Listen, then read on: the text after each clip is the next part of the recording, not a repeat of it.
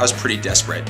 So I don't think there was that, many people in the race that were desperate. There were a few of us that were, and it was the only time in my life that I could really say as a swimmer, having gone to Olympic trials in '96, 2000, and 2004, where in 2007 I was literally a desperate person to try and make the Olympics. So when it actually made that step in that direction of going from, am I going to make it, to I'm one step closer to the Olympics, it was probably more of a relief than anything. If you ever to watch the last lap of the race, I was leading for most of the last lap, but I had no clue who was behind me or how close they were. With about 400 meters left, Chip Peterson came up alongside me, and I was convinced that everybody else was behind me, and at any second they were going to pull up and pass me right at the very finish line. So I did not feel confident that I was going to win until maybe about 10 meters left in the race. That was our Olympic trials, and any swimmer knows what Olympic trials is like. The thrill of victory and the agony of defeat. It really was a desperate moment that all came to a conclusion right at that specific time.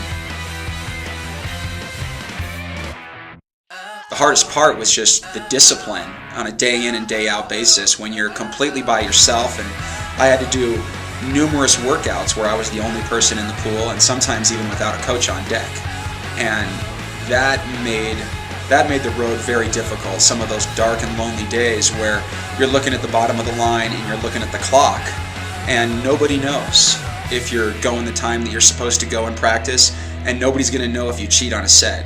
And just the amount of self-discipline that I've had to have as an open water swimmer was really the hardest part of it.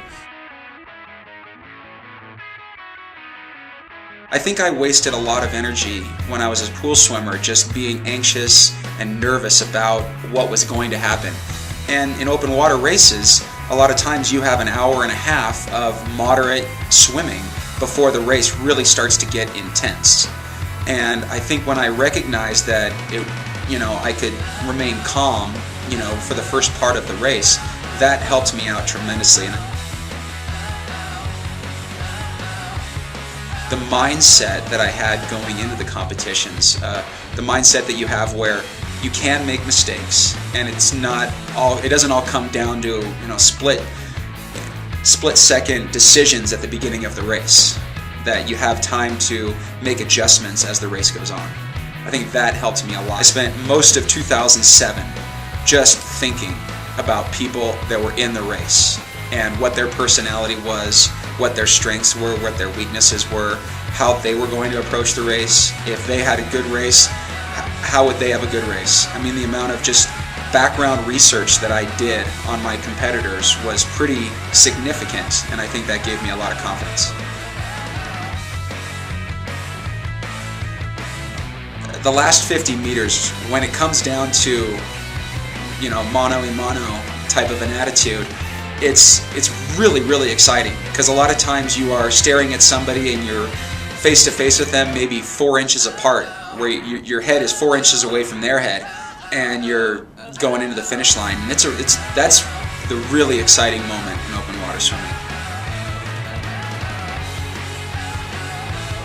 Andrew Gemmell is really, in my opinion, our top guy. Chip is going to be very tough to beat because he's so experienced. Chip Peterson's been doing this longer than any of the rest of us. And then you got a bunch of young guys that may not be most experienced in open water swimming, but they're just fast.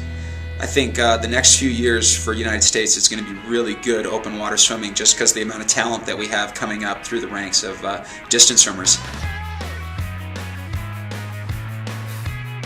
There'll be quite a few guys within 3 seconds, I'm sure of it, at the finish line. Could have up to 6 to 8 guys finishing 3 seconds apart. So second place, obviously it does take, if you get second place, then at least you got your ticket to Shanghai. And then once you get your ticket to Shanghai, the world is very good at open water swimming, and there's no guarantee that an American is going to make it. So I got 7th last time at the World Championships to send me to the Olympics, and you have to make top 10 essentially to make the Olympics. So it's definitely not going to be an easy run if you make it to Shanghai.